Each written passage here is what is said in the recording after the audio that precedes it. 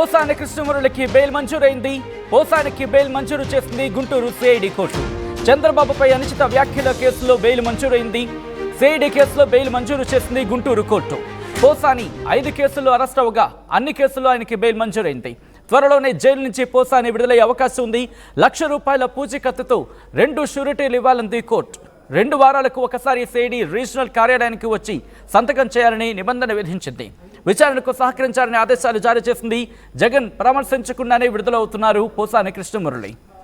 ఈ అంశంలో ఎప్పుడు ఆయన విడుదలయ్యే అవకాశం ఉంది, దాంతోపాటు ఇంకా ఎటువంటి కండిషన్స్ పెట్టింది, బెయిల్ విషయంలో ఎటువంటి అంశాలను పొందుపరచడం జరిగింది తెలుసుకునే ప్రయత్నం చేద్దాం. మా ప్రతినిధి రామారావు అప్డేట్స్ అందించేందుకు సిద్ధంగా ఉన్నారు. రామారావు, పోసాని కృష్ణమురళికి బెయిల్ మంజూరు చేసిన నేపథ్యంలో ఇంకా ఎటువంటి కండిషన్స్ పెట్టింది కోర్టు?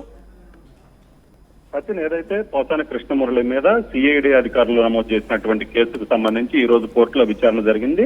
ఆయనకి బెయిల్ మంజూరు చేస్తూ కూడా న్యాయస్థానం ఉత్తర్వులు జారీ చేసింది. అయితే ప్రధానంగా చూసుకున్నట్లయితే 2 షూరిటీలు ₹1,00,000తో 2 షూరిటీలు ఇవ్వాలని కోర్టు ఆదేశాలు జారీ చేసింది. దీంతో పాటు కూడా ప్రతి 2 వారాలకు ఒకసారి వచ్చేసి గుంటూరులోని సిఐడి రీజనల్ కార్యాలయానికి వచ్చి సంతకం పెట్టాలని కూడా మరో కండిషన్ పెట్టినటువంటి పరిస్థితి ఉంది.